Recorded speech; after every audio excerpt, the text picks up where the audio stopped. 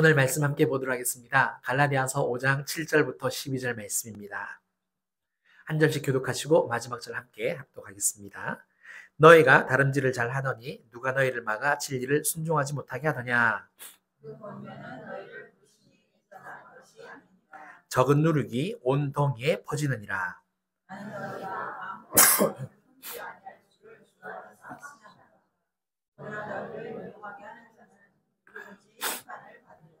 형제들아, 내가 지금까지 할 일을 잘한다면 어찌하여 지금까지 박해를 받으리요.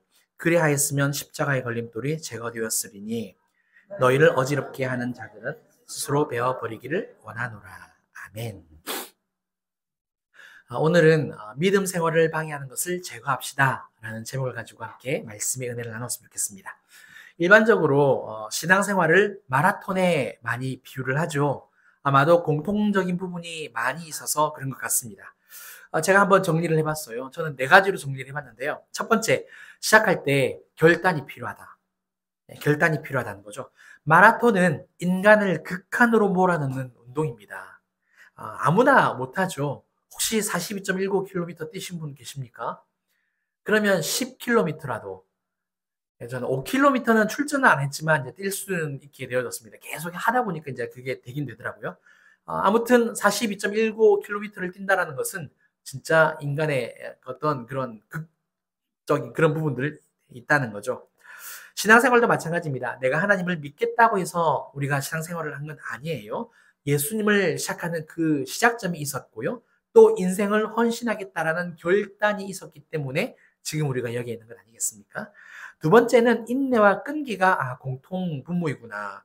마라톤은 단거리가 아닙니다. 장거리이죠. 그러니까 무척이나 힘듭니다.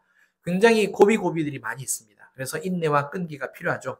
신앙생활도 똑같다라는 거죠. 십자가에 달린 강도처럼 그 한순간에 믿고 바로 그냥 죽어버리면 상관이 없을 텐데 우리는 그게 아니잖아요. 혹시 내일 죽으실 겁니까? 그건 아니죠. 우리는 언제 죽을지는 몰라요. 우리의 신앙생활이 10년이 될지 20년이 될지 또 얼마가 될지 잘 모른단 말입니다. 순간적인 어떤 감정이나 열정만으로 신앙생활을 계속해서 해나갈 수는 없다는 거죠. 그래서 인내와 끈기가 필요하다는 것을 알 수 있었고요. 세 번째는 목표가 또 공통점이구나. 만약 마라톤에 결승점이 없으면 어떨까요? 한번 생각을 해보세요. 마라톤을 하는데 42.19km를 뛰는데 결승점이 없어. 이거는 아찔하죠. 끝이 없기 때문에 뛸 수조차 없는 거죠. 근데 끝이 있기 때문에 뛰는 건 아니겠습니까? 우리도 마찬가지입니다. 구원과 하나님의 나라, 즉 천국 소망이 있기 때문에 지금도 포기하지 않고 신앙생활을 하는 건 아니겠습니까? 그렇지 않다면 더 좋은 종교로 환승하셔야죠. 그런데 천국 소망이 있기 때문에 우리가 간다는 거죠. 마지막입니다. 공통점이 뭐냐? 온갖 장애물과 어려움을 극복한다. 뛰다 보면 근육 경련, 이거는 늘 있는 거고요. 그죠? 마라톤에서.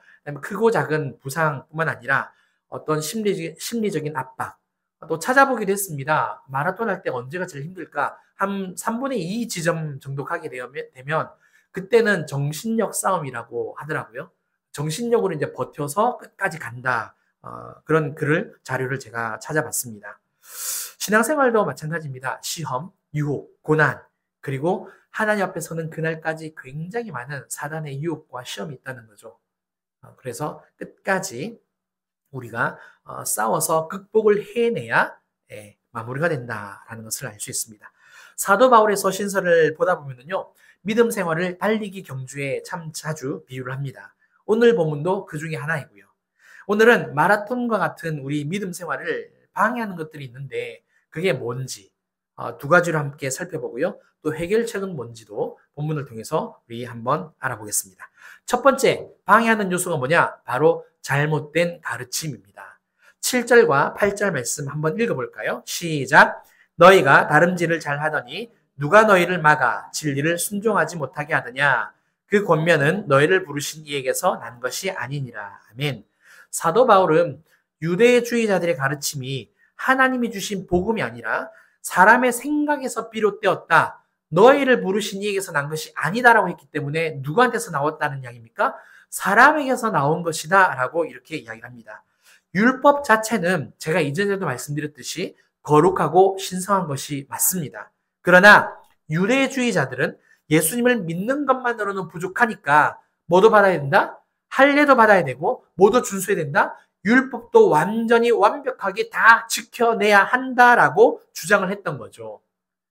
그들의 생각과 말로 진리를 어떻게 했다? 왜곡시켰다라는 사실입니다. 오늘날에도 마찬가지예요. 예수 그리스도 그 십자가의 은혜만으로도 우리가 구원받기에 충분한데 사람들은 뭐라고 말합니까? 다른 조건들이 있다라고. 십자가 그 은혜 하나 가지고는 부족하다라고 말하는 사람들이 그 가르침들이 굉장히 많다는 거죠. 예를 들어서요. 혹시 이런 이야기 들어보셨습니까? 착한 일을 많이 해야 구원을 받는다.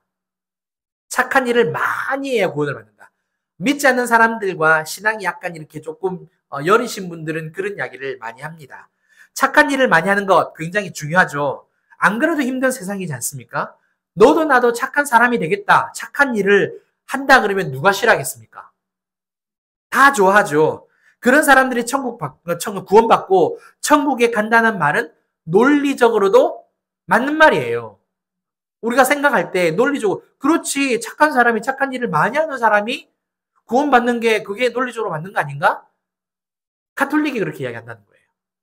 불교가 덕을 많이 쌓아야 된다고 이야기하고 있고 카톨릭도 천주교도 이 땅에서 많은 좋은 일을 행해야 구원받을 수 있다라고 주장을 하고 있습니다. 하지만 성경은 다르게 말합니다. 어떻게 말하느냐? 에베소서 2장 8절 9절 말씀인데요. 우리 함께 이 말씀 크게 읽어보겠습니다. 시작. 너희는 그 은혜에 의하여 믿음으로 말미암아 구원을 받았으니 이것은 너희에게서 난 것이 아니요 하나님의 선물이라. 행위에서 난 것이 아니니 이는 누구든지 자랑하지 못하게 함이라. 아멘. 구원은 뭐라고요? 행위가 아니라 하나님께서 주신 선물이다 라고 이야기하고 있고 은혜다라고 이야기하고 있습니다. 그러니까 착한 일을 많이 해서가 아니라 뭘로 구원을 받는다? 믿음이다 라고 우리에게 가르치고 있는 거죠. 따라서 착한 일을 많이 해서 우리가 천국 간다. 좋은 데 간다. 장례식장에서 늘 그런 이야기 하잖아요. 그것은 어디에서 비롯된 거다? 하나님께서 주신 말씀이 아니라 사람의 생각으로부터 비롯된 것이다 라고 사도 바울이 강조를 하고 있습니다. 이것은 분명히 잘못된 가르침인 거죠. 두 번째는 뭐냐? 우리의 믿음을 방해하는 게 바로 내가 품는 다른 마음입니다. 내가 품는 다른 마음. 10절, 11절 말씀 보겠습니다. 나는 너희가 아무 다른 마음을 품지 아니할 줄을 주 안에서 확신하노라. 이 말씀이 지금 이야기하고 있죠. 아무 다른 마음을 품지 않는 것을 원한다는 거죠. 그러나 너희를 요동하게 하는 자는 누구든지 심판을 받으리라. 형제들아, 내가 지금까지 할례를 전한다면 어찌하여 지금까지 박해를 받으리요? 그리하였으면 십자가의 걸림돌이 제거되었으리니. 사도 바울은요, 갈라디아 교회 성도들이 다른 마음 품지 않는 것을 확신한다라고 지금 이야기했습니다. 이 말은 뒤집으면 뭘 말하는 겁니까? 다른 마음을 품으면 우리의 믿음 생활에 있어서 방해하는 것들이 분명히 있다라는 이야기죠. 사람은 누구나 편안하고 안정적인 삶을 추구합니다. 이게 MBTI 성향에도 드러나죠. 저는 ISTJ 그리고 이제 목회를 하다 보니까 ISFJ. T는 이제 굉장히 이성적으로, 그다음에 F는 이제 공감 능력인데 목회를 하다 보니까 F도 이렇게 같이 나오더라고요. T하고 F하고 이렇게 나오는데 어떤 성향이냐면 어떤 새로운 것을 도전하는 어떤 모험가 기질은 없고요. 그냥 있는 것에 대해서 안정을 추구하는 그런 성향이더라고요. 예, 되게 이런 성향이 많이 있죠, 그죠? 우리 여러분들에게도 그런 성향이 있는 것 같아요. 종교도 마찬가지입니다. 사람들이 왜 종교를 가집니까? 왜 기독교뿐만 아니라 천주교든 불교든 원불교든 그 외에 친구 따라 남미 호랑기교를 가든 또 다른 이단을 따라가든 왜 종교를 가지려고 하죠? 마음의 안정, 평안, 그냥 가족이 건강하고 하는 일들마다 다 잘 되기를 원하는 어떤 그런 마음을 갖고 싶어 하는 것 아니겠습니까? 누가 불안한 것을 원합니까? 맞잖아요. 항상 안정적인 것을 원하죠. 이런 사람도 있어요. 기독교 신앙 안에서 예수님을 믿는데 예수님을 믿는 것도 편안하게 하려고 하는 사람들도 분명히 있다라는 거죠. 이왕이면 쉽고 편하게 하는 게 더 좋지 않습니까? 라고 말하는 그런 사람들 분명히 있다는 거죠. 근데 그게 사람 마음입니다. 우리 마음이잖아요. 어쩌면 좀 더 이렇게. 그런데 사도 바울은 뭐라 말하느냐? 반대를 해요. 그게 아니라는 겁니다. 지금까지 자기가 할례를 전한다면 박해받을 이유가 없다라고 이야기를 했어요. 그러면 또 본인도 편할 거라고. 그러면서 하는 말이 뭐냐면 그 십자가의 걸림돌이 제거되었으리라 이런 이야기를 합니다. 근데 사도 바울의 서신서가 13편인데요. 십자가의 걸림돌이라는 말이 처음 나오거든요. 그리고 한 번 나옵니다. 그래서 이게 사도 바울이 만들어낸 말인데 설명이 좀 필요한 것 같아요. 유대인들은 이슬람은 십자가를 싫어합니다. 아십니까? 십자가를 굉장히 싫어해요. 그 다음에 유대인들과 이슬람이 예수님을 믿지 않는 이유는요. 바로 십자가 때문이고요. 지금도 이슬람이 기독교를 핍박하고 또 그 이슬람 약간 뭐라고 합니까? 극진적인 그런 사람들이 그 예수님 믿는 사람들이 그 마을을 불태우는 이유가 뭔지 아십니까? 바로 십자가 때문입니다. 왜 그러느냐? 이슬람과 유대인들은요. 예수님이 이 땅에 메시아로 올 때에 굉장한 능력과 그 화려함과 어떤 정치적으로 모든 것을 다 해방시켜주고 세상을 완전하게 변화시켜주는, 즉 눈에 보이는 변화를 일으켜주는 메시아로 기대를 했습니다. 그런데 예수님이, 성경은 뭐라고 말합니까? 메시아에 대해서 초림한 예수님은 그렇지 않다는 거고 재림할 때에 그런 능력이 나타나는, 그렇죠? 휴거가 일어나니까 그런 모습이 보여지는 메시지가 나와 있죠. 그러다 보니까 어떤 일이 벌어졌느냐? 예수님이 이 땅에 오셨을 때에 어떻게 되어집니까? 십자가에 달려 죽으시죠. 이슬람과 유대인들의 관점에서 메시아가 십자가에 죽는다?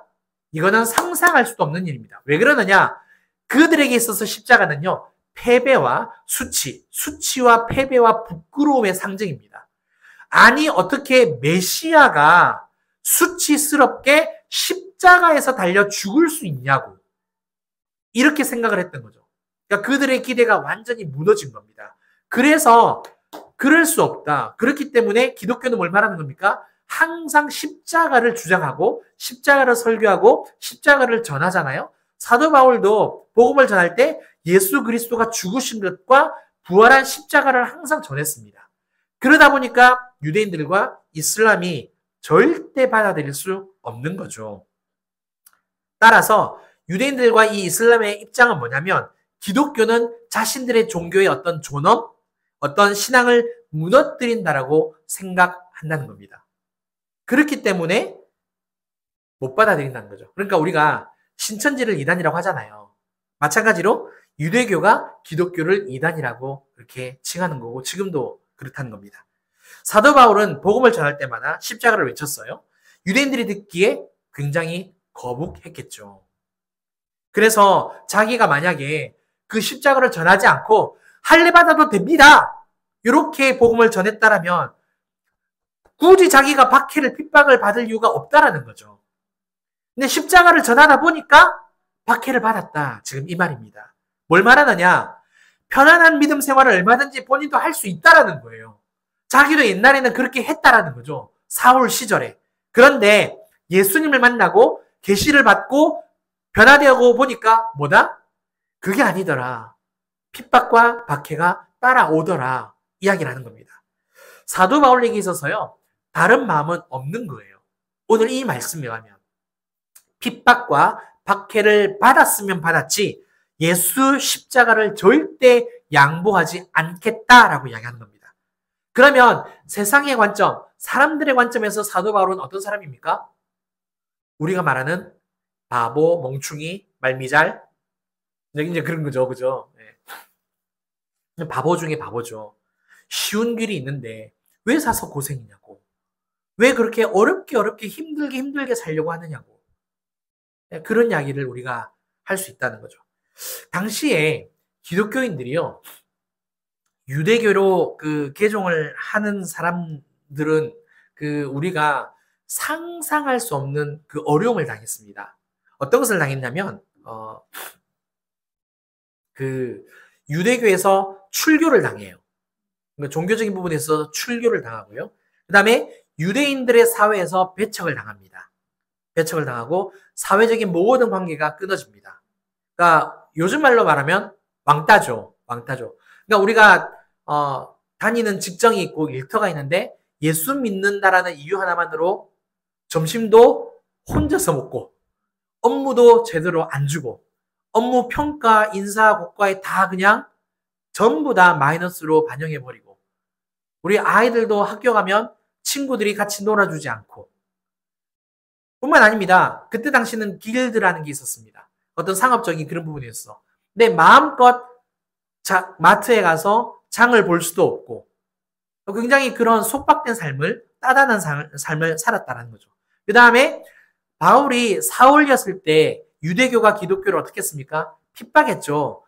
사울이었을 때 그리스도인들을 잡아다가 감옥에 가두기도 하고 또 빌립 지사처럼 어땠습니까? 순교를 당하는 죽이는 일들도 처형을 하는 일들도 했습니다. 그러니까 늘 목숨도 언제 끝날지 모르는 그런 위협 가운데 있었고 그 다음에 또 이런 환경이 있었습니다. 이때 당시는 누가 지배하고 누구의 식민자리 있었습니까? 로마입니다. 그러면 황제 숭배가 있었던 거죠. 역사적으로 볼 때도 우리가 알지 않습니까? 그 황제를 신으로 숭배를 해야 되는데 그걸 하지 않으면 숨어야 된다는 거죠. 그러니까 지금 우리가 알고 있는 카타콤이라는 게 있었다는 거죠. 그만큼 힘들고 어려운 삶을 받아들여야 했다는 거죠. 그럼에도 불구하고 사도 바울은 뭐라고 말합니까? 다른 마음을 품지 말라. 다른 마음을 품지 말라. 믿음 생활이 더 좋은 것 같지만 오히려 다른 마음을 품게 되면 그게 처음에는 좋아 보이는데 결국에는 자신을 망하게 하고 더 멀리 가게 하더라. 그래서 성경을 보면은요. 히브리서 나와 있지 않습니까? 13절까지 있는 히브리서가 누가 썼는지에 대해서는 나오진 않아요. 그런데 그 배경이 뭐냐면 유대교에서 기독교로 왔다가 기독교에서 다시 돌아가려고 하는 유대인들을 향하여서 쓴 성경입니다. 그래서 제사에 관련된 부분과 예수님이 십자가에 달려 죽으신 그런 내용들이 굉장히 많아요. 그러니까 히브리서를 잘 이해를 하게 되어지면 레위기도 알 수 있게 되고 레위기의 제사를 잘 알면 히브리서도 이해하기가 굉장히 쉬워집니다.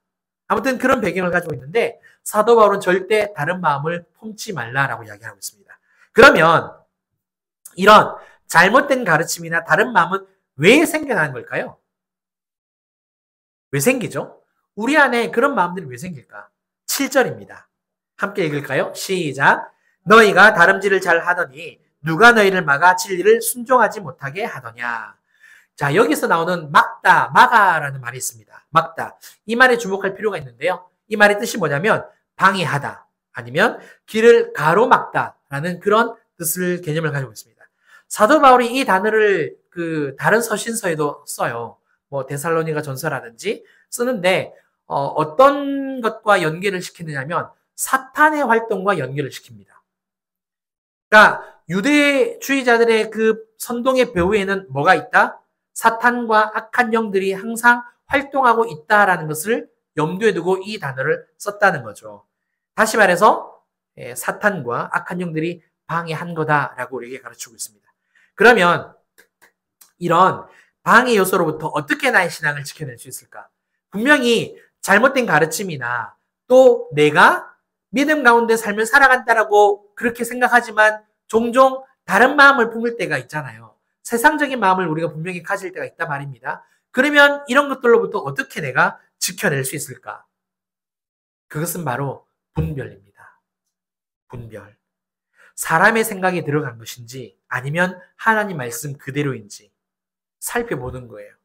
또한 내가 품은 생각인지 아니면 그 마음이 나를 위한 것인지 아니면 주님을 위한 것인지 한번 멈춰보고 돌아보는 그 과정이 필요하다는 거죠. 행동하기 전에 멈춰서 생각해보고 돌아보는 그 시간이, 그 단계가 필요한데 그게 바로 분별이라는 겁니다. 그런데요, 사랑하는 성도 여러분, 한번 저를 보실래요? 한 가지 문제가 있습니다. 여러분들은 성경을 다 아십니까? 어디에 어떤 말씀이 있는지. 그 다음에 어떻게 해석해야 되는지 다 아십니까? 한 가지 팁을 드리겠습니다. 챗 GPT, AI를 활용하시면 됩니다. 대충 뭐라 말해놓고 그거 어딨어? 그러면 찾아줍니다. 예, 요즘 세상은 참 좋아가지고요. 물론 완벽하지는 않아요. 예, 데이터가 항상 이제 업데이트가 돼야 되는데 무료는 조금 이게 틀리는 것들도 있긴 있더라고요. 우리가 성경을 완벽하게 알지 못하고 어디에 있는지 다 모르기 때문에 사실 분별한다라는 게 정확하진 않습니다. 또 내가 한다고 해서 그게 제대로 되었는지도 잘 모르죠. 뿐만 아니라 마음을 한번 생각해 볼 때 분명 내 마음이 주님을 위한 마음인지 나를 위한 마음인지 헷갈릴 때도 분명히 있다는 거죠. 이럴 때는 우리가 혼란에 빠진다는 겁니다. 그러면 어떻게 하면 좋느냐? 가장 좋은 방법은요. 하나님께 묻는 거예요. 하나님께 물어보는 겁니다. 왜냐? 성경의 원저자가 누구죠? 하나님. 나를 지으신 분도 내 마음을 아시는 분도 하나님. 그런데 쉽지가 않아요. 이게 문제죠. 하나님께 우리가 분명히 기도하면서 묻습니다. 분명히 지난주, 이번 주 주일날 설교를 그렇게 들었으니까 내가 물어봐야지 하나님 앞에 하고 하나님께 딱 물어보는데 분명히 내가 기도를 했어요. 분별을 하기 위해서. 분명한 목적도 있습니다. 좋은 목적이잖아요. 그러면 하나님이 응답해 주시죠. 아니 좋은 목적을 가지고 내가 분별을 하겠다는데 하나님이 응답을 안 해주실 그건 안 되죠. 그러면 해주실 거고 대답을 해주실 겁니다. 근데 문제가 뭐냐? 내가 못 듣는다는 거죠. 내가 듣는 훈련이 잘 안 돼 있으니까. 그런데요. 그렇다라고 포기할까요? 그러면 분별하는 부분을 아니에요. 절대 포기해서는 안 됩니다. 구더기가 무서워서 장 담그는 것을 여러분들은 포기하십니까? 물론 장을 안 담그니까 나랑 상관은 없어. 뭐 이래 말씀하면 저도 할 말은 없는데 그건 아니잖아요.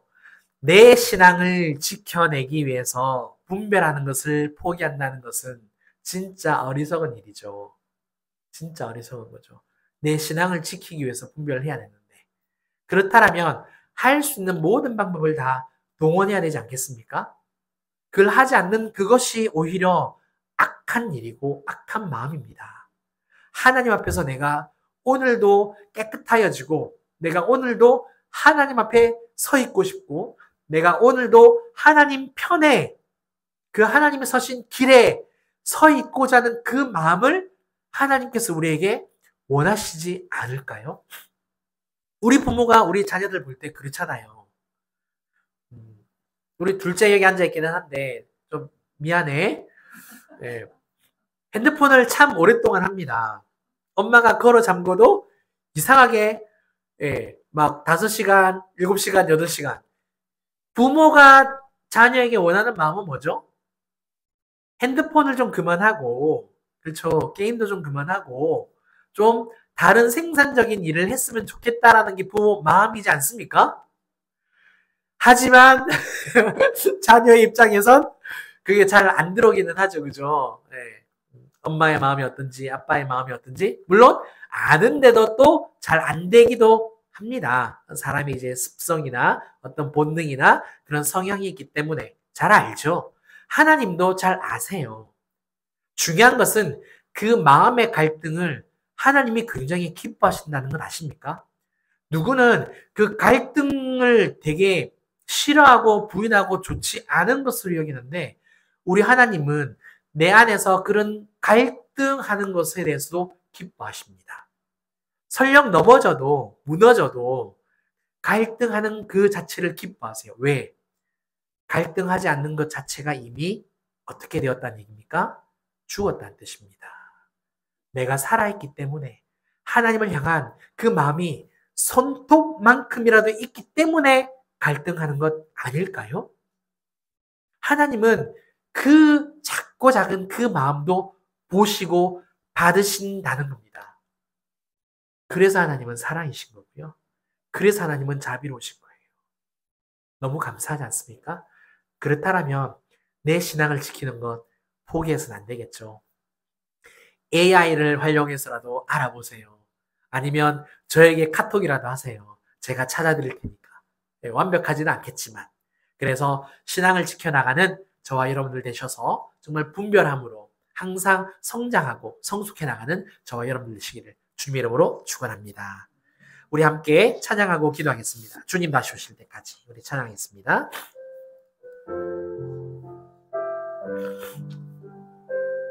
주님 감사합니다. 주님 다시 오실 때까지 나는 이 길을 가리라. 좁은 문 좁은 길 나의 십자가 지고 나의 가는 이 길 끝에서 나의 가는 이 길 끝에서 나는 주님을 보리라. 아멘. 영광의 내 주님 나를 맞아주시리. 주님 다시 오실 때까지 나는 일어나 달려가리라. 주의 영광 온 땅 덮을 때 나는 일어나 노래하리. 내 사모하는 주님 온 세상 구주시라. 내 사모하는 주님 영광의 왕이시라. 우리 기도하기 전에 잠시 제가 좀 사과를, 괜찮아, 미안하다, 하지만 네 마음에 네 생각에 엄마 아빠가 이거 싫어하지 하는 그 생각 마음 갖고 있는 거 다 아니까 괜찮아, 고맙다. 우리 함께 기도하겠습니다. 우리 하나님 아버지는 참 좋으시고 우리가 정말 상상 그 너머 정말 생각에 우리가 알 수 없을 정도로 사랑으로 그 길로 우리에게 다가오십니다. 그 하나님께서 우리에게 신앙이 항상 자랐으면 좋겠다라는 그 마음을 가지고 우리에게 말씀해 주십니다. 오늘 첫 번째, 우리의 믿음을 방해하는 잘못된 가르침이 있다. 또 두 번째, 내 안에서 편하게 신앙생활을 하고 싶어하는 그런 마음이 있다. 불쑥불쑥 올라올 때 있죠. 근데 사도 바울은 그렇지 않다라고 이야기를 하고 있고요. 분별해야 된다. 하나님께 묻든지 아니면 챗GPT한테 물어보든지 아니면 저한테라도 물어보시든지 그렇게 말씀을 알아가면서 항상 확인하는 저와 여러분들 되었으면 좋겠고, 또 무엇이든지 이게 진짜인가 가짜인지 성경 말씀을 통해서 확인하는 저와 여러분들 되었으면 좋겠습니다. 기도하겠습니다. 사랑하는 하나님 아버지 감사합니다. 하나님, 우리의 믿음과 우리의 신앙을 방해하는 요소들이 참 많이 있습니다. 사단이 이를 모를 리 없습니다. 그래서 정말 늘 언제 어디서나 우리의 생각을, 우리의 마음을 움켜잡으려고 하고 유혹합니다. 또 뿐만 아니라 잘못된 가르침, 내 안에 정말 늘 편하게 쉬운 길로만 가고자 하는 그런 마음들과 생각들이 분명히 있습니다. 주님, 그렇게 우리가 신앙생활을 한다면 성장하기도 성숙해지기도 어렵습니다. 하나님, no cross, no crown입니다. 고난 없이, 십자가 없이 성장할 수 없고 영광이 없음을 우리가 다시 한번 깨닫습니다. 사도 바울, 할례를 전했다라면 본인도 핍박받지 않고 편하게 신앙생활을 할 수 있었다라고 말하지만, 그러나 자기는 그러하지 않겠다라고 결단하며 권면합니다. 오늘 말씀과 같이 우리도 좁은 길이고 하나님 아버지 힘든 신앙의 삶이지만 그래도 하나님께서 우리에게 주신 그 십자가 지고 믿음으로 나갈 수 있도록 도와주시옵소서. 늘 말씀 가운데 서 있을 수 있도록 도와주시옵소서. 아멘. 사랑과 내가 풍성하신 하나님 아버지 감사를 드립니다. 우리가 신앙생활하면서 참 방해받는 요소들 많이 있습니다. 잘못된 가르침, 또 내 안에 다른 마음, 두 가지를 우리가 살펴봤는데 이런 것들로 인하여서 우리가 무너지지 않도록 도와주시고 설령 갈등으로 말미암아 무너진다 할지라도 다시 주님 바라보고 일어날 수 있는 성장하고 성숙해 나가는 우리 모두가 될 수 있도록 역사하여 주시옵소서. 늘 말씀 앞에 바로 서 있게 하여 주시고 말씀을 통하여서 진짜의 삶을 살아갈 수 있는 저와 우리 모든 성도님들 될 수 있도록 주님께서 축복하여 주시옵소서. 이 모든 것을 감사드리며 지금은 우리 주 예수 그리스도의 은혜와 크신 하나님의 사랑과 성령님의 감화감동 교통 충만하심이 더욱더 분별하여서 믿음으로 성장하며 성숙하기로 결단하는 살아가는 모든 성도님들과 가정과 일터와 우리 신주빛 교회와 이 나라 이 민족 위에 이제로부터 영원토록 함께 있을지어다. 아멘.